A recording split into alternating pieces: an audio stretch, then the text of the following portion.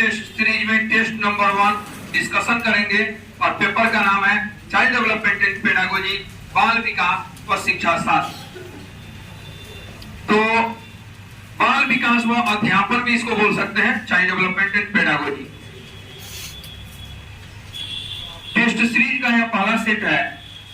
पहला ही क्वेश्चन है, विकास की अवधारणा यानी कॉन्सेप्ट ऑफ डेवलपमेंट है। ठीक है, ऑप्शन क्या क्या है? ऑप्शन ए, विकास एक सतत प्रक्रिया है, अर्थात व्यक्ति का विकास जीवन पर्यंत चलता रहता है। चार ऑप्शन पहले ध्यान से देख लीजिए, फिर सही गलत पे विचार करेंगे।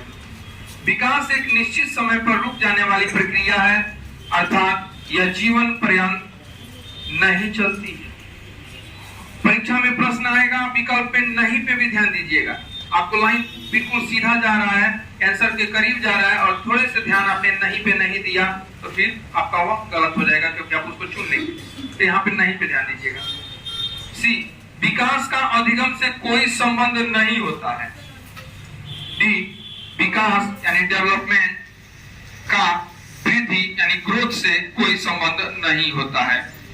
अब इसमें आप खुद देखिए, जब बाल विकास का सिद्धांत हम लोग पढ़ रहे थे, सतत विकास का सिद्धांत या निरंतरता का सिद्धांत हम लोग पढ़े थे, प्रिंसिपल ऑफ कॉन्टिन्यूअस डेवलपमेंट, उसमें आपको क्या बताया गया था?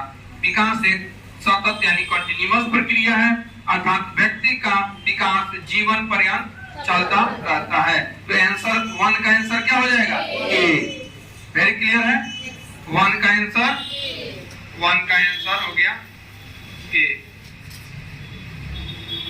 Question number 2। क्वेश्चन नंबर 2 कहता है, आनुवंशिकता यानी हेरिडिटी और पर्यावरण यानी इन्वायरमेंट की भूमिका के बारे में निम्नलिखित में से कौन सा कथन सत्य है? ठीक है, फिर से, आनुवंशिकता और पर्यावरण की भूमिका के बारे में निम्नलिखित में से कौन सा कथन सत्य है? सत्य चुनना। ऑप्शन ए, पर्यावरण केवल बच्चे के भाषा विकास में महत्वपूर्ण भूमिका निभाते हैं। बी, अच्छी देखभाल और पौष्टिक आहार बच्चे के किसी भी जन्मजात विकार को दूर कर सकता है।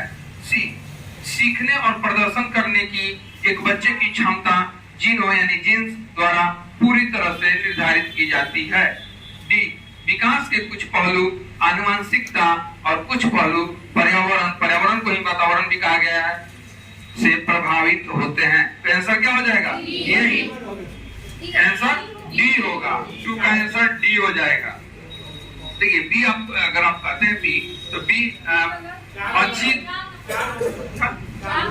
4 नंबर सही है, लेकिन आपको कुछ लोगों ने कहा बी, तो बी को मैं एक बार फिर से देख लेता हूँ। अच्छी देखभाल और पौष्टिक आहार बच्चे के किसी भी जन्मजात विकार को दूर कर सकता है। देखिए, बैलेंस डाइट का जरूरत है एक बच्चे के पोषण में, एक ग्रोथ डेवलपमेंट में, बट जन्मजात विकार को वह ठीक कर दे यह जरूरी नहीं है। बहुत सारे ऐसे डिजीज होते हैं जो जन्मजात होते हैं, तो उसमें थोड़ा बहुत सुधार हो सकता है, लेकिन बिल्कुल ठीक कैसे कर देगा? तो यहाँ पे आपको सीधे जब हेरिडिटी और इन्वायरमेंट चैप्टर हमने पढ़ाया होगा, तो एक चीज बोला होगा कि बिल्कुल गांठ पार के रख लो कि क्वेश्चन बार बार आएगा, एक बच्चे के विकास में आनुवंशिकता का रोल अधिक है कि वातावरण का। आप दोनों को चुनिएगा, कभी नहीं फंसिएगा कि इसका ज्यादा इसका कम। हालांकि ये विवाद का विषय है, आज भी कुछ लोग आनुवंशिकता को मानते हैं, कुछ लोग वातावरण को, जिसको प्रकृति पोषण विवाद कहा जाता है, जो आगे इसी सेट में क्वेश्चन मिल जाएगा आपको। तो हम लोग उस विवाद में नहीं पढ़ेंगे, हम लोग यही अभी देखेंगे कि बच्चे के विकास में आनुवंशिकता और वातावरण दोनों का असर होता है। यानी एक बच्चा जो है अपनी आनुवंशिकता और अपने वातावरण की अंतर क्रिया का परिणाम होता है। यानी हर व्यक्ति का व्यक्तित्व उसकी हेरिडिटी और उसके इन्वायरमेंट के इंटरेक्शन अंतर क्रिया का वह रिजल्ट व्यक्ति या परिणाम होता है। इसी कारण हर व्यक्ति एक दूसरे व्यक्ति से भिन्न होता है। तो यहाँ पे आंसर हो जाएगा डी, विकास के कुछ पहलू आनुवंशिकता और कुछ पहलू पर्यावरण से प्रभावित होते हैं। क्वेश्चन नंबर 3 को ध्यान से सुनेंगे। शैशवावस्था यानी इन्फेंसी का कालखंड निर्धारित किया गया है। तो बिल्कुल साफ है, ऑप्शन ए है 0 से 2 वर्ष, ऑप्शन बी है 2 वर्ष से 6 वर्ष, ऑप्शन सी 6 वर्ष से 12 वर्ष, ऑप्शन डी 12 वर्ष से 18। तो इनफेंसी को हम क्या लिखा है 0 से 2, यानी ऑप्शन ए सही है। और पे आ जाइए क्वेश्चन नंबर 4, बहुत ही अच्छा क्वेश्चन है। संकलन एवं संग्रह करने की आदत किस अवस्था की विशेष रूप से पहचान विशेषता है? आपको जब पढ़ाए हैं तो शैशवावस्था, बाल्यावस्था, किशोरावस्था, वयस्कावस्था सब बताए थे, यानी इनफेंसी, चाइल्डहुड, एडोलेसेंट और एडल्टहुड बताए। तो जो इनफेंसी और चाइल्डहुड और एडोलेसेंट के जो कैरेक्टर बताए थे यानी विशेषता, तो उसमें विशेषता जो है बदलते रहते हैं स्टेज वाइज। तो उसमें मैंने जब बाल्यावस्था पे हम गए थे तो बोले थे कि बाल्यावस्था के बच्चों में एक अलग तरह की टेंडेंसी आती है जो है चीजों को कलेक्ट करने का, संग्रह करने का, संकलन करने का। वे चीजों को संग्रह करते हैं, जमा करते हैं। उनके पास पेंसिल है फिर भी चाहेंगे 1-2 और पेंसिल ले, उनके पास खिलौने हैं और खिलौने, सबको जमा करेंगे। या एक सिंपल सा उदाहरण ले लीजिए, एक सिक्का ही दीजिए। तो अगर शैशवा का बच्चा है, अगर वह 2 वर्ष का हो चुका है और वह समझ चुका है कि सिक्के से चॉकलेट टॉफी मिलता है, तो सिक्का देते देते हाथ में बोलेगा ले चलो वहां, यानी 2 वर्ष में जब वो बोलने लगेगा तब। और यदि वो बच्चा किशोरावस्था का है तब भी उसके बहुत सारी आकांक्षाएं आवश्यकता है, वो भी खर्च कर देगा। लेकिन बाल्यावस्था के बच्चे को देखिएगा, वही बाल्यावस्था के बच्चे गुल्लक बनाते हैं, बैंक बनाते हैं और उसमें क्या करते हैं, पैसा स्टोर करते हैं। ये एक टेंडेंसी है। किस एज की टेंडेंसी है? चाइल्डहुड, यानी बाल्यावस्था का। तो इसको हम हिंदी में बोलेंगे संकलन एवं संग्रह करने की आदत। ये जब आएगा क्वेश्चन तो इस पर बाल्यावस्था मारिएगा, यानी कि यहाँ पे 4 का बी में ये चीज है बाल्यावस्था। क्वेश्चन नंबर 5, क्वेश्चन नंबर 5 में क्या है? किशोरावस्था के लिए प्रयुक्त अंग्रेजी शब्द एडोलेसेंस लैटिन भाषा के शब्द एडोलेसियर से बना है या लिया गया है, जिसका अर्थ होता है, फिर से समझो, किशोरावस्था के लिए अंग्रेजी में हम वर्ड यूज करते हैं क्या? एडोलेसेंस। और ये एडोलेसेंस जो है लैटिन भाषा के शब्द एडोलेसियर शब्द से लिया गया है, जिसका अर्थ होता है ऑप्शन ए वृद्धि होना, यानी टू ग्रो, सीखना, लर्निंग, अभिप्रेरण, मोटिवेशन। डी कोई नहीं, तो क्या होगा? वृद्धि होना। क्योंकि देखते हैं जब हम तीनों अवस्था पढ़ा रहे थे, इनफेंसी, चाइल्डहुड और एडोलेसेंस, तो मैंने कहा कि इनफेंसी में रैपिड फिजिकल डेवलपमेंट होता है, यानी तीव्र शारीरिक विकास होता है। बाल्यावस्था में शारीरिक विकास में कुछ मंदता आती है, रुकती नहीं है, मंदता। क्यों मंदता आती है? क्योंकि पहले से हुए विकास में उसको मजबूती लाना होता है, दृढ़ता लाना होता है। इस पर भी एक क्वेश्चन बनाएंगे। और फिर एक पर किशोरावस्था में बोला गया है कि पुनः तीव्र शारीरिक विकास, यानी रैपिड फिजिकल डेवलपमेंट। तो जब उसका शारीरिक ग्रोथ डेवलपमेंट, शारीरिक जो ग्रोथ है वह तेजी से होता है, तो उसका जो अर्थ यही से समझ में आता है कि जो है वृद्धि होना, टू ग्रो। फिर से क्वेश्चन को पढ़ देते हैं। किशोरावस्था के लिए प्रयुक्त अंग्रेजी शब्द एडोलेसेंस लैटिन भाषा के शब्द एडोलेसियर शब्द से लिया गया है, जिसका अर्थ होता है ऑप्शन ए वृद्धि होना, सीखना, अभिप्रेरण। कोई नहीं, तो क्या मारिएगा? वृद्धि होना, यानी टू ग्रो। क्वेश्चन नंबर इसका 5 पहले लिख दिए और क्वेश्चन नंबर 6 पे आइए। 6 जीन पियाजे, कॉग्निटिव डेवलपमेंट के बहुत महत्वपूर्ण आदमी जीन पियाजे। जीन पियाजे अपने संज्ञानात्मक विकास यानी कॉग्निटिव डेवलपमेंट के सिद्धांत में संज्ञानात्मक संरचनाओं यानी cognitive structures co dot dot dot के रूप में वर्णित करते हैं। अब बताइए, यहाँ पे ऑप्शन दिया है उद्दीपक अनुक्रिया संबंध यानी स्टिमुलस रिस्पॉन्स एसोसिएशन। बी है विकास का समीपस्थ क्षेत्र यानी जेडपीडी। सी है स्कीमा, उसी को मनोबंध भी बोलते हैं हिंदी में, और इंग्लिश में स्कीमा या स्कीमा बोल सकते हैं। और डी है मनोवैज्ञानिक उपकरणों। तो यहाँ पे आंसर हो जाएगा सी, स्कीमा, यानी 6 का सी हो गया। वैज्ञानिक उपकरणों, साइकोलॉजिकल टूल्स, जैसे हम किसी चीज में टूल्स का इस्तेमाल करते हैं, उपकरण का इस्तेमाल करते हैं काम करने के लिए। तो उपकरण का यहाँ मीनिंग जो है सिर्फ मशीन से ही नहीं है। अगर हम किसी को सुधारने में मनोवैज्ञानिक विधि को भी एक उपकरण के रूप में इस्तेमाल करते हैं, उसके समस्या को ठीक कर लेते हैं, या उसके उस उपकरण के माध्यम से उसकी समस्या का आइडेंटिफाई करते हैं, पहचान करते हैं, तो वह हमारा टेक्निक जो है टूल्स के रूप में इस्तेमाल हो रहा है, उसी को बोलेंगे मनोवैज्ञानिक उपकरण। तो जाहिर सी बात है कि अगर ये मनोवैज्ञानिक उपकरणों का यहाँ जरूरत होता तो जीन पियाजे पढ़ाते वक्त हम बोले जरूर होते, बोले हैं नहीं बोले हैं। यहाँ पे हमने क्या बताया है, स्कीमा। जब कॉग्निटिव डेवलपमेंट चैप्टर पढ़ाते हैं तो ठीक है, जीन पियाजे जी ने 4 फोल्डर स्टेज दिया, संज्ञानात्मक विकास का अवस्था दिया, संज्ञानात्मक विकास के 4 अवस्था दिए, जिसमें उन्होंने पहला बताया सेंसरी मोटर स्टेज 0 से 2 वर्ष, दूसरा क्या है प्री ऑपरेशनल स्टेज, तीसरा है कॉन्क्रीट ऑपरेशनल स्टेज, चौथा है फॉर्मल ऑपरेशनल स्टेज। हिंदी में कहें तो संवेदी पेशी अथवा इंद्रिय जनित गामक अवस्था, डेट 0 से 2 वर्ष। दूसरा क्या है पूर्व संक्रियात्मक अवस्था 2 से 7 वर्ष। तीसरा है मूर्त, उसी को ठोस और उसी को स्थूल भी बोलते हैं, और वह अवस्था हो जाएगा 7 से 11 वर्ष। और चौथा है अमूर्त कहिए या औपचारिक कहिए, फॉर्मल इंग्लिश में आएगा, उसका हो जाएगा 11 प्लस, कहीं कहीं 11 से 15 होता है, और कहीं कहीं सीधे 11 से आगे, क्योंकि इसके बाद कोई अवस्था दिया नहीं है। तो समझने वाली बात है कि पियाजे जी जिन्हें जो सिद्धांत दे दिया, ऐसा थोड़ी कि हवा में सिद्धांत आ गया होगा उनके दिमाग में और चलो चलो सिद्धांत दे देते हैं, नहीं, उन्होंने खुद संज्ञानात्मक विकास पे सिद्धांत देने के लिए खुद संज्ञानात्मक विकास के अवधारणाओं को समझा होगा। सबसे पहले तो पियाजे के बारे में कहा जाता है कि उन्होंने अपने बच्चों पे लगातार प्रयोग किए, अपने बच्चों को उम्र बढ़ते हुए देखा, और जो उनमें घटना और संज्ञान का विकास होता था, उनके मेंटल चेंज होते थे, उनको वे नोट करते जाते थे। और एक तो वहां पे उनका प्रयोग अपने घर में ही चल रहा था, दूसरा उन्होंने खुद संज्ञानात्मक विकास को बड़े बारीकी से देखा। तो बड़े बारीकी से देखा तो उन्होंने संज्ञानात्मक विकास सिद्धांत देने से पहले संज्ञानात्मक विकास से संबंधित जो अपनी समझ बनाई, उस समझ बनाने के क्रम में उन्होंने स्कीमा, एसिमिलेशन, आत्मसातीकरण जिसको हिंदी बोलते हैं, व्यवस्थापन, एकोमोडेशन और समतोलन, इक्विलिब्रेशन, इन 3-4 चीजों को समझा। फिर संज्ञान, बच्चे में अचानक से संज्ञान क्या है, संज्ञान माने जानना, योजना बनाना, वर्गीकरण करना, तर्क करना। तो संज्ञान बनने के लिए भी कुछ बेसिक आधार होते हैं, जैसे बच्चा संवेदीकरण, प्रत्यक्षीकरण और प्रत्ययीकरण। एक बच्चे में समझ या संज्ञान बनने के ये बेस है, यानी हम अपनी आंख, कान, नाक, त्वचा जो ज्ञानेंद्रियां हैं, इससे जो देखते, सुनते, महसूस करते हैं, या फोन को ऑफिस में ये जो हम करते हैं,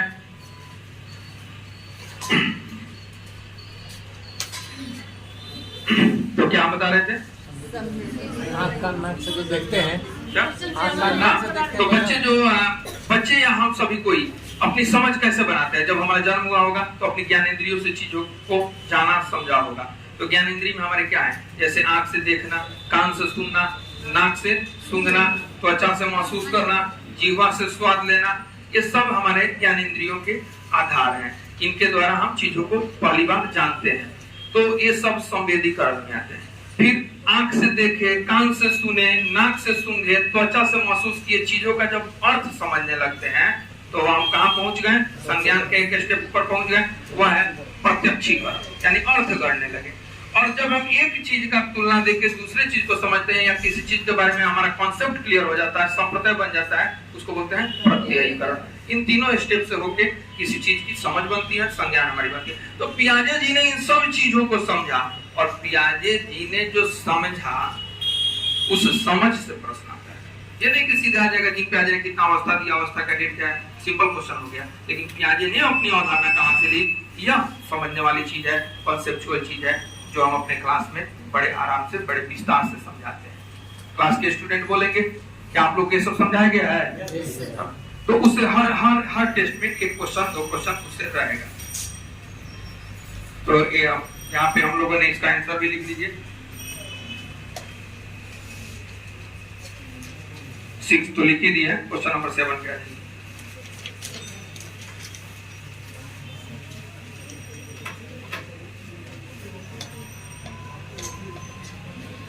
क्वेश्चन नंबर 7, जीन पियाजे फिर से जीन पियाजे पे क्वेश्चन है।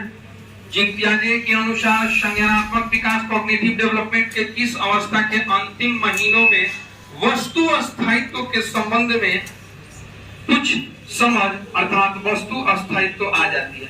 एक बच्चे विशेष के बारे में बात हो रही है कि जीन पियाजे जी ने जो 4 फोल्डर स्टेज दिया, तो किस अवस्था में बच्चा किसी वस्तु के बारे में, उसके अस्थायित्व के बारे में कुछ समझता है, दैट इज वस्तु अस्थायित्व उसमें आ जाता है। अब आप समझेंगे कि वस्तु अस्थायित्व है क्या, तो हम समझा देते हैं। मान लीजिए जैसे बच्चे 0 से 2 वर्ष के बच्चों को हम लेंगे, तो 1.5 वर्ष का बच्चा है या 1 वर्ष प्लस का बच्चा है, अभी 2 वर्ष कंप्लीट नहीं किया है, तो कभी कभी खिलौना जो है उसके पास रखा रहता है और खिलौने को पीठ पीछे छुपा लेते हैं, चादर के नीचे छुपा लेते हैं, या बोल देते हैं चिड़िया ले गई, यानी उसके सामने से हटा देते हैं, ओझल कर देते हैं। और बच्चा भी, वह 1-1.5 साल का बच्चा बड़े आराम से विश्वास कर लेता है कि चिड़िया ले गई। लेकिन यही बच्चा इसी अवस्था में यानी सेंसरी मोटर स्टेज में जब 2 वर्ष तक पहुंचता है, तो उसमें चीज समझ आ जाती है कि हर वस्तु की अपनी एक अस्थायित्व होती है। बच्चा ये नहीं समझता कि वस्तु के यहाँ अस्थायित्व होती है, लेकिन उसको ये समझ में आता है कि चीज अभी यहाँ था तो गायब कैसे हो जाएगा, चिड़िया आई नहीं तो ले कैसे जाएगी। तो आप यदि बोलेंगे चिड़िया ले गई, या पीठ पीछे छुपा लेंगे या चादर पीछे छुपा लेंगे, उस 2 वर्ष के बच्चे के लिए हम बोल रहे हैं, जो 1.5 वर्ष या 1 वर्ष का बच्चा उम्र बढ़ने के साथ 2 वर्ष में पहुंचा है। अब वह आप बोलेंगे कि चिड़िया ले गई, तो वह आपके पीठ पीछे आके ढूंढेगा, यकीन नहीं करेगा कि चिड़िया ले गई, वह ढूंढेगा। तो ढूंढेगा यानी कि उसको लगता है कि ये चीज यही थी, ये वस्तु यही थी, तो चली कहाँ गई, यही ढूंढो। तो इसी बात को कहा गया क्या, वस्तु अस्थायित्व। सीटेट में क्वेश्चन पूछता है। तो यह जो है इंद्रिय जनित गामक अवस्था में ही ये चीज आ जाता है। तो इसमें दे दिया गया था इंद्रिय जनित गामक अवस्था या संवेदी पेशी अवस्था सेंसरी मोटर स्टेज, बी में था पूर्व संक्रियात्मक अवस्था यानी प्री ऑपरेशनल स्टेज, सी में था मूर्त संक्रियात्मक अवस्था यानी कंक्रीट ऑपरेशनल स्टेज, और डी था अमूर्त या औपचारिक संक्रियात्मक अवस्था फॉर्म ऑफ ऑपरेशनल स्टेज। तो इसमें कौन सा मारिएगा, कौन सा आंसर दीजिएगा आप लोग, इंद्रिय जनित गामक अवस्था यानी कि 8वां नंबर। लेव वाइगोस्की का सामाजिक सांस्कृतिक परिप्रेक्ष्य सोशियो कल्चरल पर्सपेक्टिव अधिगम प्रक्रिया में डॉट डॉट के महत्व पर जोर देता है। ठीक है, तो ए है गुणारोपण, बी है अभिप्रेरण, सी है सांस्कृतिक उपकरण, डी है सती। तो क्या हो जाएगा, सी हो जाएगा। जब भी वाइगोत्स्की का बात आए और समाज हो, भाषा हो, सभ्यता संस्कृति हो, चिंतन हो, तो समझिए वाइगोत्स्की जी यहीं पे कहीं है। ठीक है, अब आ जाइए, चूंकि इसको हम आगे क्लास में तो काफी डिटेल में पढ़ाए हैं, उतना भी हम डिस्कशन में अभी बोलेंगे तो टाइम लगेगा, फिर कभी। बच्चों के समझ बनाने में अर्थात समझ के निर्माण में जो सहारा दिया जाता है उसे डॉट डॉट कहा जाता है। तो देखिए, घबराना नहीं है। एक स्टूडेंट मुझसे इस क्वेश्चन को पूछा कि सर उस क्षेत्र को पूछ रहे हैं, तो क्षेत्र पूछते ना कि जिस क्षेत्र में सहारा दिया जाता है उस क्षेत्र को क्या कहते हैं, तो आंसर क्या हो जाता है, जेडपीडी या समीपस्थ या निकटस्थ विकास का क्षेत्र, जोन ऑफ प्रॉक्सिमल डेवलपमेंट। लेकिन वह क्षेत्र तो नहीं पूछा जा रहा है, उस क्षेत्र में जो सहारा को अंडरलाइन भी कर दिया है। तो सहारा देना और कॉन्सेप्ट समझा देना, आगे से बच्चे बिना सहारे के उस काम को करें, इस पूरी प्रक्रिया को ही स्कैफोल्डिंग कहते हैं। स्कैफोल्डिंग को हिंदी में पाठ बांधना, मनोबंध और क्या क्या बोलते हैं लोग, तो हम नहीं कह सकते हैं, लेकिन स्कैफोल्डिंग जो है इंग्लिश में वर्ड ढूंढ लीजिएगा, यही आंसर होगा। आगे देखेंगे, यानी कि 9 नंबर का आंसर हम लोग का क्या आ गया, 9 का आंसर स्कैफोल्डिंग डी में है, ये लिखिए। कोहलबर्ग, अब देखिए, जैसे ही संज्ञानात्मक विकास में आप आगे बढ़ेंगे, जिन प्याजे पढ़ेंगे, वाइगोत्स्की पढ़ेंगे, तो नैतिक विकास को लेके कौन आ जाएंगे, कोहलबर्ग आएंगे। लॉरेंस कोहलबर्ग नैतिक विकास के क्षेत्र में बहुत बड़ा नाम।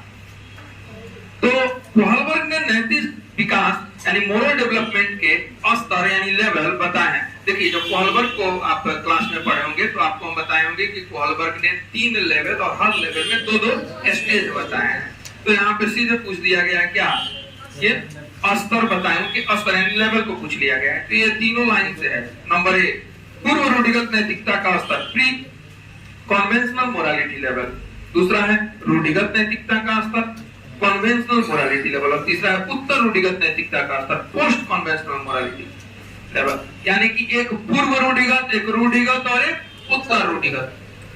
अब इसी को रूढ़िगत जो हिंदी में है, कभी कभी रीत्य अनुसार करके भी हिंदी आ जाता है, तो वहां पे बन जाएगा पूर्व रीत्य अनुसार और पश्चात रीत्य अनुसार। हिंदी का अंत नहीं है, एक चीज का कहीं हिंदी आ सकता है, लेकिन जो कॉन्वेंशनल वर्ड है उसको याद रखेंगे। Pre conventional morality level, conventional morality level, post conventional morality, ये तीनों ही वे दिए थे और हर लेवल के दो स्टेज भी बताए थे, जो क्लास में काफी अच्छे से डिस्कस किए हुए हैं। तो यहाँ पे आंसर डी में है उपरोक्त सभी, तो यही आंसर हो जाएगा 10 का डी। 11 नंबर आ जाएगी। हाँ, 10 दो बार चूंकि इस सेट में बन गया है, तो 10 को एक बार 10 नंबर पे जो एक और क्वेश्चन है उसके बारे में बात करेंगे। 10 क्वेश्चन यहाँ पे है, बाल केंद्रित यानी चाइल्ड सेंटर्ड शिक्षा शास्त्र की क्या विशेषता है? तो बाल केंद्रित तो आप लोग देख ही रहे हैं कि बाल केंद्रित पे काम हो रहा है, चाइल्ड सेंटर्ड एजुकेशन की बात की जाती है वर्तमान में। तो ऑप्शन ए यंत्रवत याद करना, यानी उसको जो जैसा है वैसा ही रट लेना, इसको रोट मेमोराइजेशन भी कर सकते हैं। बी योग्यता के आधार पर विद्यार्थियों को नामांकित करना तथा वर्गीकृत करना। देखो कभी भी वर्ड जब रटने की आए वो आंसर नहीं होता है, कुछ परिस्थितियों में वर्गीकृत भी आंसर नहीं होता है। केवल पाठ्य, केवल भी बहुत गंभीरता से सोचने वाली चीज है, केवल वर्ड आ गया तो ध्यान से देखिएगा, ज्यादा होता है आंसर वो नहीं होता है। तो केवल पाठ्य पुस्तकों पर निर्भर होना। डी बच्चों के अनुभवों को प्रमुखता देना, और हमारे स्टूडेंट ऑप्शन में वर्ड के हिसाब से नहीं चूज करेंगे, उनका कॉन्सेप्ट क्लियर होना चाहिए। हम जब चाइल्ड सेंटर्ड पढ़ाए हैं तो उसमें बोले हैं ना कि चाइल्ड सेंटर्ड में बच्चे की रुचि, अभिरुचि, अभिक्षमता, उनके पास्ट एक्सपीरियंस, इन सब को ध्यान में रखते हुए जो शिक्षा तैयार की जाती है, जो शिक्षा बच्चे के लिए है, बच्चा शिक्षा के लिए नहीं है, उस एजुकेशन को क्या कहते हैं? Child centred. आंसर यहाँ पे बच्चों के अनुभवों को प्रमुखता देना, यानी 10 का डी हो गया। 11 नंबर 11 प्रगतिशील शिक्षा की अवधारणा, यानी कॉन्सेप्ट ऑफ प्रोग्रेसिव एजुकेशन। तो प्रगतिशील शिक्षा की अवधारणा के विकास में प्रमुख है, प्रमुख व्यक्ति की यहाँ बात हो रही है। देखिए जब प्रमुख का बात आएगा तो नाम कोई और हो जाएगा, तो यहाँ ध्यान रखिएगा। और जन्मदाता का बात आएगा तो नाम कोई और हो जाएगा। तो यहाँ पे मुख्य व्यक्ति जिन्होंने उसको ज्यादा विस्तारित किया वो पूछ रहा है। तो यहाँ पे ऑप्शन है John Dewey, Skinner, Thorndike, Kohler. क्या मारिएगा? जॉन डीवी प्रगतिशील शिक्षा के क्षेत्र में बहुत बड़ा योगदान दिया, बड़ा काम किया। क्वेश्चन नंबर 12, बुद्धि मापने के लिए सबसे पहला बुद्धि परीक्षण यानी इंटेलिजेंस टेस्ट किसने विकसित किया? देखो ये तब की बात है जब बुद्धि मापने के लिए बुद्धि का कोई पैमाना नहीं था, तो हर चीज को मापने के लिए जैसे हम कोई ना कोई मात्रक यूनिट का इस्तेमाल करते हैं, तो जैसे दूरी है तो किलोमीटर, वेट है तो किलो, बहुत सारे। उसी तरह से बुद्धि को किस यूनिट में मापे, तो बात इस पे हो रही थी। तो यह उस समय की बात है जब बुद्धि मापने के लिए पहला बुद्धि परीक्षण जो किए, तो वहीं से बुद्धि मापने का शुरू में तो बुद्धि को मानसिक आयु के रूप में माना जाएगा, बाद में उसमें टर्मन संशोधन करेगा, बुद्धि लब्ध दिया जाएगा। पूरी कहानी बता चुके हैं कि नहीं? तो वह पूरी कहानी को क्लास में बता चुके हैं, फिर आपको बता देंगे। तो बुद्धि मापने के लिए यहाँ क्वेश्चन है, मापने के लिए सबसे पहला बुद्धि परीक्षण यानी इंटेलिजेंस टेस्ट किसने विकसित किया? ए अल्फ्रेड बीने, बी डेविड वेसलर, सी स्पीयरमैन, डी स्टर्नबर्ग। तो क्या बनाइएगा? अल्फ्रेड बीने। हाँ, तो उन्होंने बुद्धि को उस समय किस रूप में मापा था? क्या बुद्धि लब्धि आ गई थी उस समय? नहीं, मानसिक आयु को बुद्धि मान लिया था, यूनिट माना था। फिर आगे चल के उसमें मनोवैज्ञानिक उसमें जो है संतुष्ट नहीं हुए। 16 में स्टैनफोर्ड विश्वविद्यालय में कौन संशोधन उसने किया? टर्मन। और टर्मन ने कहा ऐसे कैसे हो जाएगा कि मानसिक आयु, आप बुद्धि मापने के लिए जो है एक 100 के गुणक में एवरेज में लाइए जिससे औसत निकले, और वहीं से वह बुद्धि लब्धि। हालांकि बुद्धि लब्धि के बारे में भी उसके बारे में पहले किसी और ने कहा रखा था 1912 में। कौन किसने कहा रखा था? William stock. लेकिन उन्होंने सिर्फ कहा रखा था, उसको सूत्र रूप में नहीं दिया, उसको आगे नहीं बढ़ाया। और यह सब काम कौन कर रहा है? टर्मन कर रहा है। तो टर्मन जहां से काम कर रहा है वहीं से आईक्यू निकल रहा है, तो आईक्यू के जन्मदाता टर्मन हो जाएंगे। लेकिन ये तो आगे की बात हम बता रहे हैं। क्वेश्चन हमारा सिर्फ इतना है, बुद्धि मापने के लिए सबसे पहला बुद्धि परीक्षण इंटेलिजेंस टेस्ट किसने विकसित? तो सबसे पहले बीने ने ही किया था, बीने साइमन किया था। अगला क्वेश्चन, बहुबुद्धि मल्टीपल इंटेलिजेंस सिद्धांत के प्रतिपादक हैं। Option A Thorndike, option B Pavlov, option C Maslow, option D Gardner. तो यहाँ आंसर क्या हो जाएगा? गार्डनर हो जाएगा। गार्डनर बहुत बड़ा नाम है। इन्होंने बहुबुद्धि का सिद्धांत दिया और बोला कि आदमी में एक बुद्धि, दो बुद्धि, इस तरह की कोई बात नहीं होती है। हर आदमी में बहुत सारी बुद्धि होती है जो अलग अलग कसौटी के लिए उत्तरदायी होती है। हम लोग यहाँ पे एक पास बैठे हुए हैं, अभी जैसे आपकी बुद्धि बोल रही है कि आप जो है बिल्कुल टीचर जो पढ़ा रहे हैं ध्यान से सुनो, लेकिन अभी यहाँ भूकंप आ जाए तो वही बुद्धि पे अड़े रहिएगा आप लोग, तुरंत ध्यान से क्या कीजिएगा? तो बुद्धि का एक दूसरा क्षेत्र काम किया कि नहीं? तो हर इंसान में बहुबुद्धि और बहुबुद्धि, ये तो हम एक एग्जाम्पल दिए, वह भाषाई बुद्धि हो सकता है, सांगीतिक बुद्धि हो सकता है, स्थानिक बुद्धि हो सकता है। तो ये सारे बुद्धि के उन्होंने शुरू में 7 प्रकार और बाद में 2 और 9 प्रकार बताया है। बहुबुद्धि गार्डनर के नाम से है और वह हम काफी अच्छे से पढ़ा चुके हैं, कोई दिक्कत नहीं। 14 नंबर, बुद्धि की स्पीयरमैन परिभाषा में जी कारक है। देखो सिर्फ लिख दिया जी कारक। तो जब आप बुद्धि की स्पीयरमैन ने क्या बुद्धि की जो बताया? द्विकारक सिद्धांत बताया। एक सामान्य बुद्धि, एक विशिष्ट बुद्धि। सामान्य बुद्धि जो जिससे सब लोग दैनिक कार्य करते हैं, और विशिष्ट बुद्धि जो उसमें खासियत है। मान लीजिए खाना पीना, कपड़ा पहनना, खाना सब कोई करता है, लेकिन उसी में से कोई एक बहुत अच्छा गाना गाता है, तो गाना उसका गाना क्या हो गया? विशिष्ट यानी स्पेसिफिक। लेकिन बाकी जो काम सब करते हैं और वो भी कर रहा हुआ सामान्य बुद्धि, तो उसको उन्होंने किससे संकेत किया? जी, स्मॉल जी। या तो ऑप्शन है इसमें, फिर से क्वेश्चन पढ़ दे रहे हैं। बुद्धि की स्पीयरमैन परिभाषा में जी कारक है आनुवंशिक बुद्धि, उत्पादक बुद्धि, सामान्य बुद्धि और वैश्विक बुद्धि। इस तरह से समझिए, जैसे कि 2 गोला बना रहे हैं, तो ये जो है एक जी है और एक एस है। ये जी सब में है सामान्य बुद्धि और एस स्पेसिफिक है, विशिष्ट है। तो यहाँ किसके बारे में पूछा जा रहा है? जी के बारे में। यही चीज एस के बारे में भी पूछा जा सकता है। तो यहाँ पे आंसर हो जाएगा सी, 14 का सी में सामान्य बुद्धि।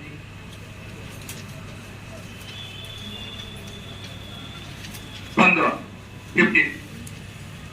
शब्दों की बोध यानी समझ, क्षमता, शब्दावली निर्माण, शब्दों के क्रम को तथा उनके संबंधों को पहचानने की क्षमता गार्डनर के द्वारा बताए गए बहुबुद्धि के प्रकारों में से किस प्रकार से संबंधित है? बोले ना, गार्डनर ने शुरू में 7 प्रकार बताया, फिर 2 प्रकार बताया, तो उसमें शब्द की बोध, शब्द समझने की क्षमता, शब्दावली निर्माण, शब्दों के क्रम को तथा उनके संबंधों को पहचानना, ये निम्नलिखित में से किस बुद्धि में आएगी? तो हम पढ़ रहे हैं। ए तार्किक गणितीय बुद्धि, भाषाई बुद्धि, गायन बुद्धि, अंतः व्यक्तिगत बुद्धि। इंग्लिश में पढ़े यदि तो लॉजिकल मैथमेटिकल इंटेलिजेंस, भाषाई बुद्धि, लैंग्वेज इंटेलिजेंस, गायन बुद्धि, म्यूजिकल इंटेलिजेंस, अंतः व्यक्तिगत बुद्धि, इंटरपर्सनल इंटेलिजेंस। तो इसमें सिर्फ और सिर्फ भाषाई बुद्धि, क्योंकि यहाँ पे पूछ रहा है शब्दों की बोध, शब्दावली निर्माण, शब्दों के क्रम तथा उनके संबंध को पहचानना, तो कौन सी बुद्धि हो जाएगी? भाषाई। और आगे क्वेश्चन ये भी पूछ सकता है कि गार्डनर के अनुसार भाषाई बुद्धि की अधिकता रखने वाला व्यक्ति आगे चल के उसका सफल व्यक्तित्व तो क्या बनेगा या क्या बनेगा? तो ऑप्शन दे देगा, क्या दे देगा? ऑप्शन दे देगा गणितज्ञ, लेखक, कवि, नृतक, और इनमें से कोई नहीं, तो क्या बनाइएगा? लेखक, क्योंकि भाषा से वो बनेगा। क्वेश्चन नंबर 16, 15 का पहले आंसर लिख दे, बी हो गया। 16 नंबर, अलग अलग सोच वाले पैटर्न उन बच्चों की पहचान करते हैं जो, यानी patterns of divergent thinking identified children हुआ, यानी अलग सोच वाले पैटर्न उन बच्चों की पहचान करते हैं जो ए विकलांग यानी डिसेबल्ड है, डिसलेक्सिक यानी डिसलेक्सिक है, सृजनात्मक यानी क्रिएटिव है, और डी सभी। तो अलग अलग सोच वाले पैटर्न उन बच्चों की पहचान या नया चिंतन, नया विचार, नया सोच वाले बच्चे क्या होते हैं? सृजनात्मक होते हैं, क्रिएटिव होते हैं। डिसलेक्सिक यहाँ नहीं है, डिसलेक्सिक जहाँ आएगा वहां हम बताएंगे। यहाँ क्या हो जाएगा? सृजनात्मक। 16 का सी हो जाएगा। 17 नंबर, एक समावेशी कक्षा, इंक्लूसिव एजुकेशन से देखिए क्वेश्चन आगे। एक समावेशी कक्षा में यानी इंक्लूसिव क्लासरूम में डॉट डॉट डॉट पर जोर होना चाहिए। ऑप्शन ए समरूपी निर्देशों, सामाजिक पहचान के आधार पर छात्रों के अलगाव। सी हर बच्चे के सामर्थ्य को अधिकतम करने के लिए अवसर प्रदान करना, और डी प्रदर्शन अभिमुखी लक्ष्यों।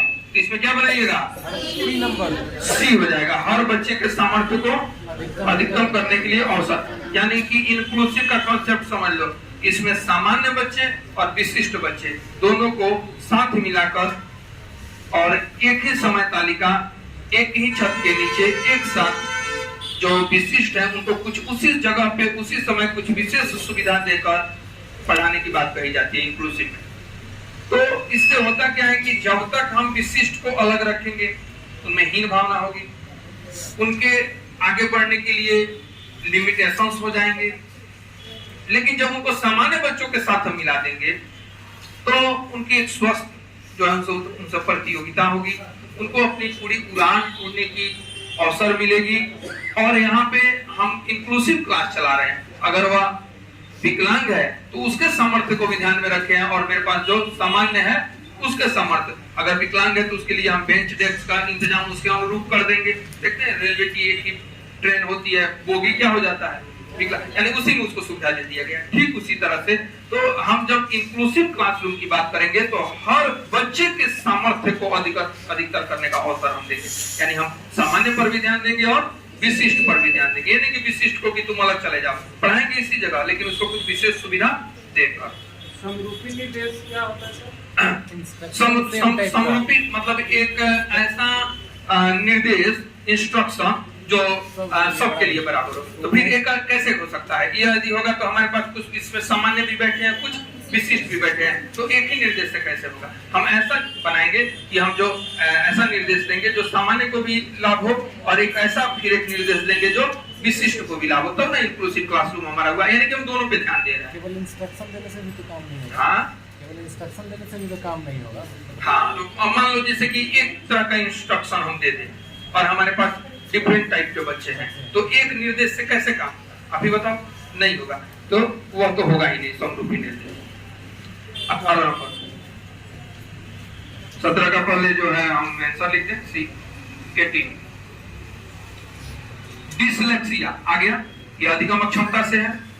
डिसलेक्सिया है लिखने की अक्षमता या लेखन विकार, पढ़ने की अक्षमता या पठन विकार, मौखिक रूप से सीखने की अक्षमता या मौखिक विकार, गणित संबंधित अक्षमता या गणितीय विकार। तो क्या आंसर होगा?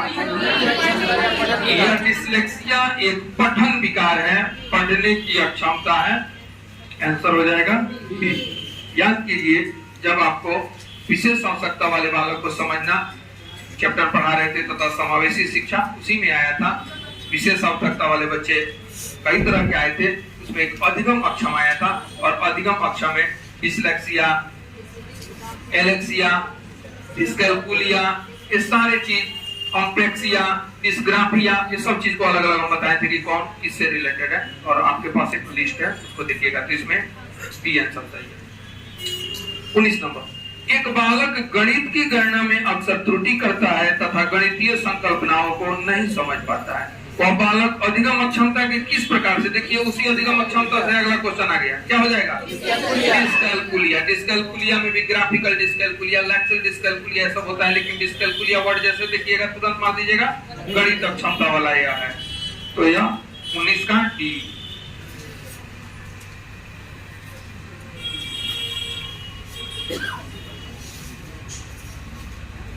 क्वेश्चन नंबर 20,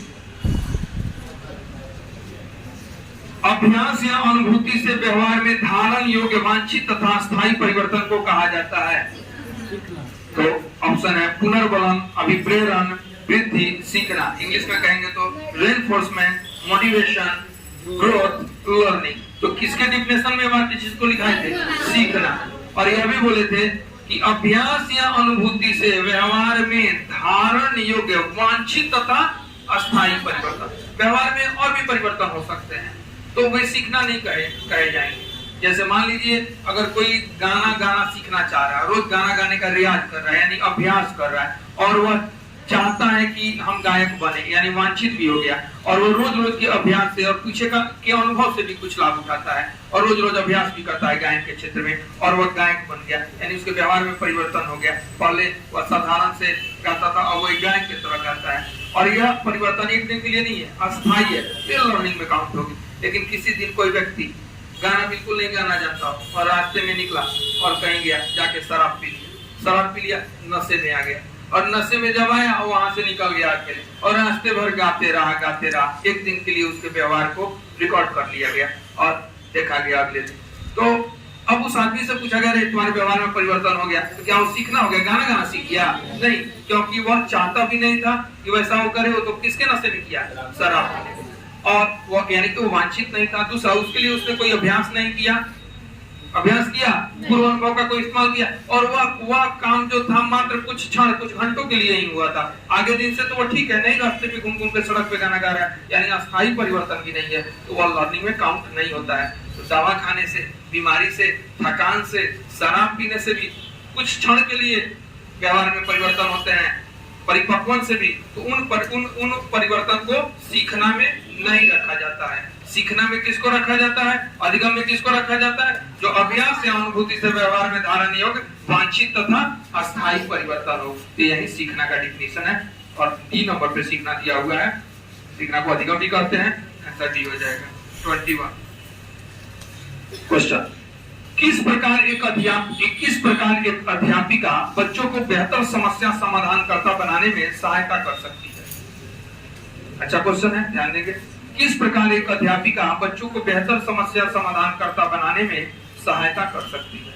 ऑप्शन ए, समस्याओं का समाधान करने के लिए वस्तु रूप में उन्हें पुरस्कार देना। ऑप्शन बी, बच्चों के पाठ्य पुस्तक के समस्याओं का उत्तर देने के लिए प्रोत्साहित करना।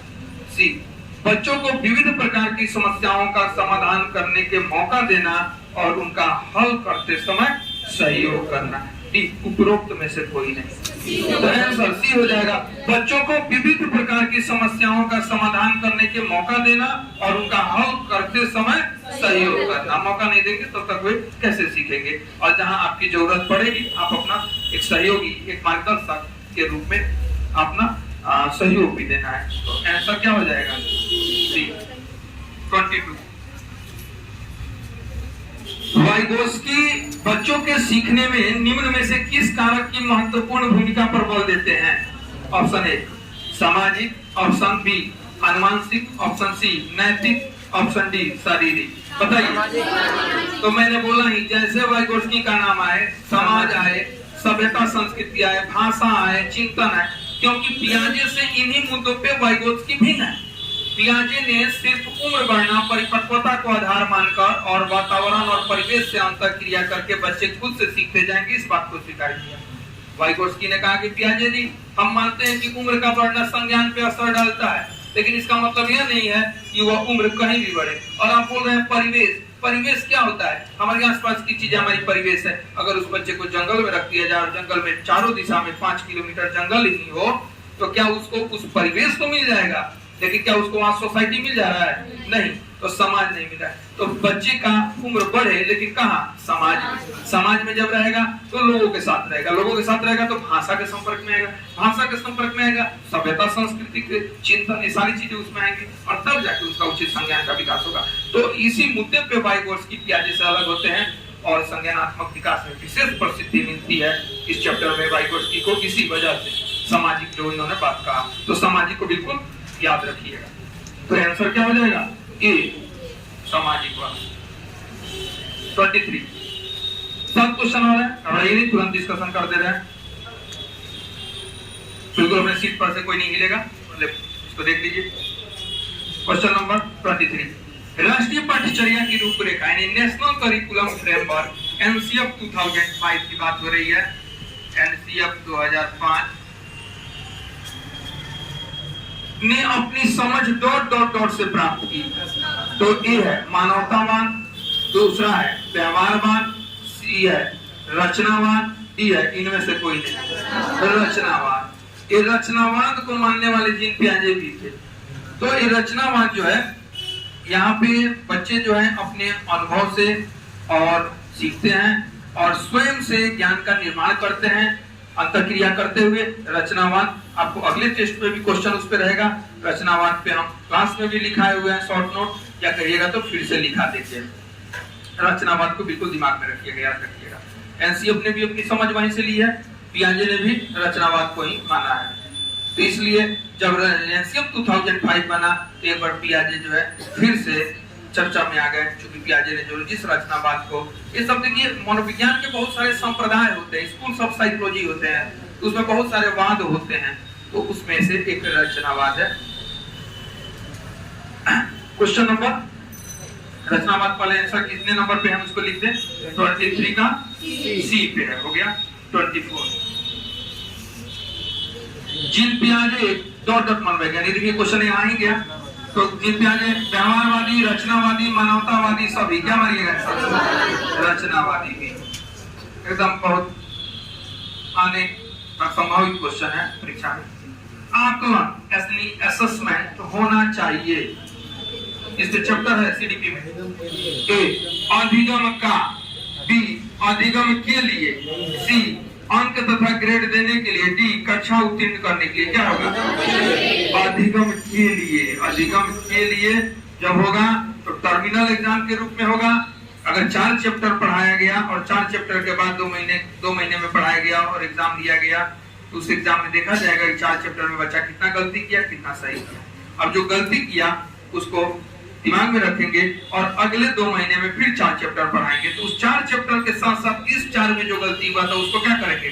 सुधारेंगे। और इसी तरह से टर्मिनल एग्जाम के रूप में हर 2-2 महीने पे एग्जाम होगा और वो अधिगम के लिए होगा। और अंत में, वर्ष के अंत में, सत्र के दौरान ही, ड्यूरिंग सेशन, सत्र के दौरान ही जो कमियां हैं उसको दूर करते हुए लक्ष्य को प्राप्त कर लिया जाएगा, यानी कि जो बच्चे को गुण सिखाना है सिखा दिया जाएगा। इसीलिए अधिगम के लिए आकलन अच्छा होता है। अधिगम का आकलन का मतलब क्या हुआ कि सीधे अंत में एक परीक्षा ले लिए, क्या सीखा क्या नहीं सीखा, अंक बैठा दिए, 100 में 50 आया, पास फेल करा के छोड़ दिए, उसको क्या उसमें अपने सेशन में सुधार करने का मौका मिला? बिल्कुल नहीं मिला। तो यहाँ पे क्या हो रहा है? उसको सुधार का मौका मिल रहा है, इसलिए अधिगम के लिए अच्छा होता है। हमेशा इसको दिमाग में रखिएगा।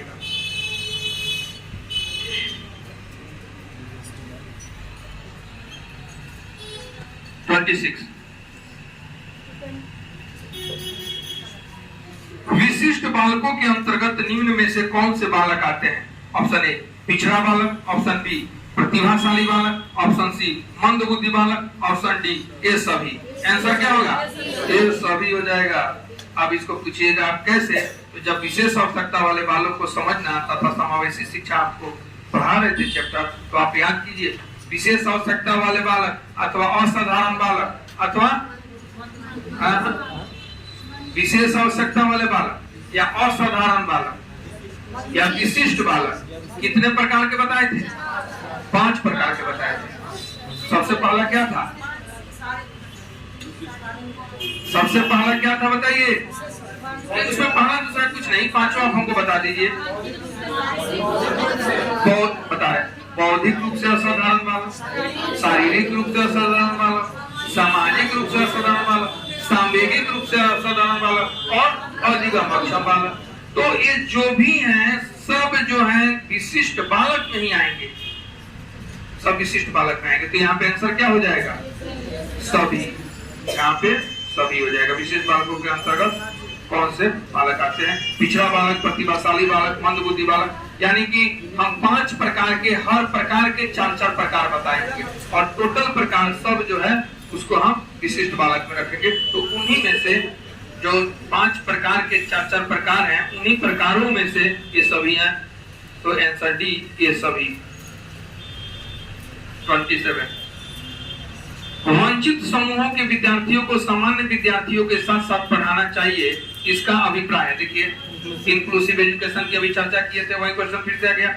वंचित समूहों के विद्यार्थियों को, यानी जो वंचित रह गए हैं, सुविधा के अभाव में पिछड़ गए हैं, या कोई भी और भी बातें हैं जो उनको सामान्य बालक से अलग करता है, तो उनको सामान्य विद्यार्थियों के साथ साथ पढ़ाना चाहिए, इसका अभिप्राय है। ऑप्शन ए समावेशी शिक्षा इंक्लूसिव एजुकेशन, बी विशिष्ट शिक्षा स्पेशल एजुकेशन, सी सामान्य शिक्षा जनरल एजुकेशन, डी वयस्क शिक्षा एडल्ट एजुकेशन। क्या आंसर रहेगा? समावेशी। समावेशी यानी कि 27 नंबर का आंसर ये हो जाएगा। 28 सामाजिक अधिगम सिद्धांत यानी सोशल लर्निंग थ्योरी किसने दिया? स्किनर ने, बेंडूरा ने, कोलर ने, पियाजे ने। आपको शुरू में ही जब विकास के सिद्धांत पढ़ा रहे थे उस समय पढ़ाए थे, क्या पढ़ाए थे? बेंडूरा। तो सामाजिक अधिगम बेंडूरा ने दिया था, आंसर बी हो जाएगा।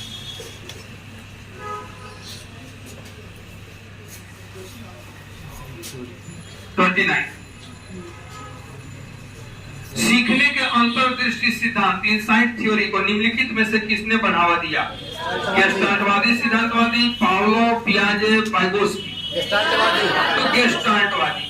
गेस्टाल्टवादी जो है किसी चीज को समग्रता में, पूर्णता में समझने और सीखने की बात करते हैं। यानी कि कोई चीज नहीं जानते तो नहीं जानते, जब जानेंगे तो एक सूझ आएगी, इंसाइट आएगी और उसको समग्रता में जानेंगे। तो ये जितने गेस्टाल्टवादी मनोवैज्ञानिक है उसी में कोहलर और कोफका आएंगे, जिन्होंने सूझ का सिद्धांत देंगे, अंतर्दृष्टि का सिद्धांत देंगे, इनसाइट थ्योरी उसको कहते हैं। तो ये सब गेस्टाल्टवादी हैं। गेस्टाल्टवाद जो है वह किसी चीज को पूर्णता में मानता है। यानी कि अगर बच्चे को हमको बताना है तो फूल के बारे में, तो ऐसा नहीं कि बताएंगे अंकुड़ी ये है, पंखुड़ी, स्त्री केसर, पुंकेसर, ये सब कहने से पहले हम क्या बोलेंगे? यह फूल है, तो वह संपूर्णता में जाना, और तब जो है उसको विश्लेषण करके कि यह अंकुड़ी है, पंखुड़ी है, स्त्री केसर है, पुंकेसर है, पार्ट वाइज समझाएंगे। तो यानी कि पूर्णता में चीजें। तो ये गेस्टाल्टवाद का मानना है। गेस्टाल्टवाद भी मनोविज्ञान का एक संप्रदाय है और यह परीक्षा में अक्सर पूछा जाता है, यानी स्कूल सब साइकोलॉजी है। 29 का एक और लास्ट क्वेश्चन 30।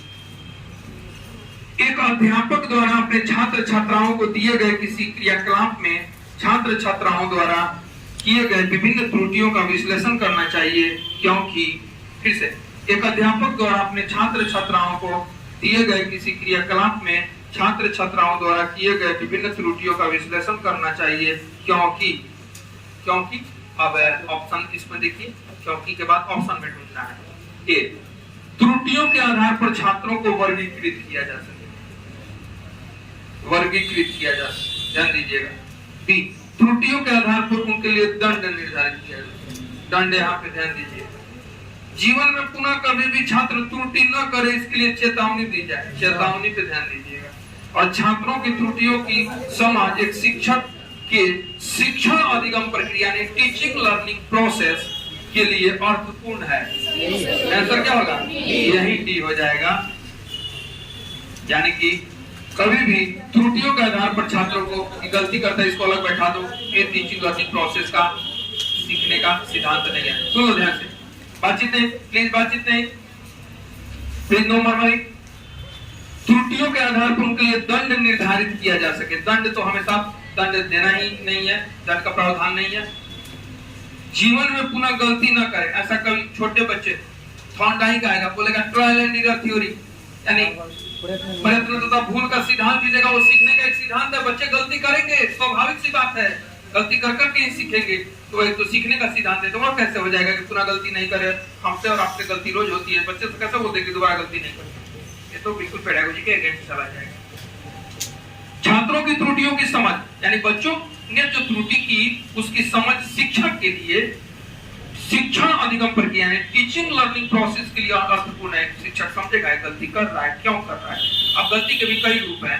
सीखने के क्रम में एक जो स्वाभाविक गलतियां हैं वह गलती हो रहा है, या बच्चे के साथ कुछ उस तरह की डिजीज है, हो सकता है जो है वह बच्चा डिस्लेक्सिक हो, वह जो है डिस्लेक्सिया का शिकार हो, और जो है उसके साथ वह बी को डी देखता हो, 63 के जगह पे 36 लिखता, कभी इस तरह की गलती है तो फिर टीचर समझेगा कि अरे तो अधिगम अक्षमता है, इसको अलग की यहाँ मतलब उसको अलग नहीं करना है, लेकिन इस पे विशेष ध्यान देना है, इस क्षेत्र में जाके ध्यान देना है। टीचर के लिए एक प्लान बनेगा यहाँ पे।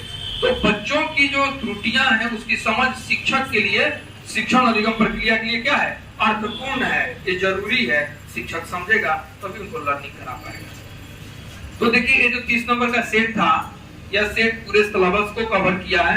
इंपॉर्टेंट क्वेश्चन है, गेस्ट क्वेश्चन है और एक आध क्वेश्चन इसमें प्रीवियस ईयर से भी लिए गए हैं।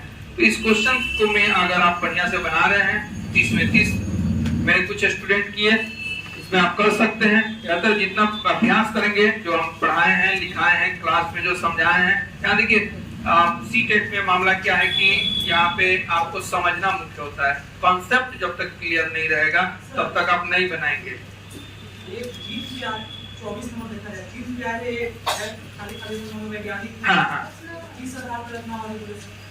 क्योंकि रचनावाद जो है वह कहता है कि एक बच्चा अपने अनुभवों से, अपने अनुभवों से, अपने परिवेश, वातावरण यानी आसपास की चीजों से अंतःक्रिया करते हुए ज्ञान का स्वयं निर्माण करता है।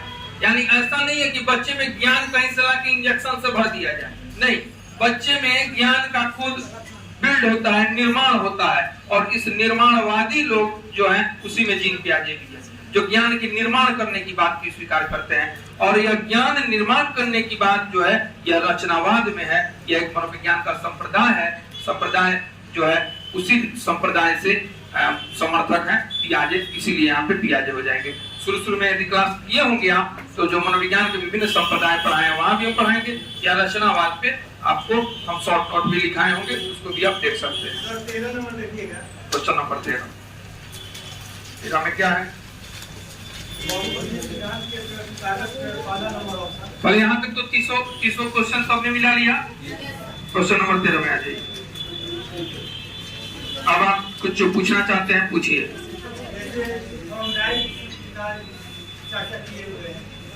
हाँ, बहुबुद्धि में जो है पर्सन है, बहुबुद्धि तो ये भी आप किए हुए हैं। नहीं, तो देखिए यहाँ पे बहुबुद्धि, जब बहुबुद्धि नाम आएगा तो गार्डनर ही हो गया। तो बहुकारक यहाँ पे हमने लिखा है, बहुकारक उसने दिया है, लेकिन यहाँ पे बहुबुद्धि की बात हो रही है।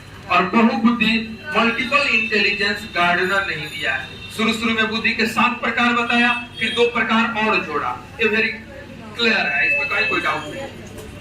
और कोई क्वेश्चन जो आप समझना चाहते हैं, अगर कोई डाउट हो तो पूछ सकते हैं। चलिए, तो इस तरह से हमने 30 प्रश्न बनाया। आगे भी टेस्ट सीरीज में हम लोग आगे बढ़ेंगे। चाइल्ड डेवलपमेंट में डिस्कशन करा दिया, बाकी पेपर के जो सब्जेक्ट हैं, बाकी अन्य पेपर में भी डिस्कशन होंगे। जो एक्सपर्ट टीचर की टीम है वे आपको आके समझाते जाएंगे। कोई दिक्कत? अगले टेस्ट के लिए फिर से तैयार हैं? तैयार है नहीं, तैयारी जाके कीजिए और अगले टेस्ट में फिर मिलिए। ठीक है।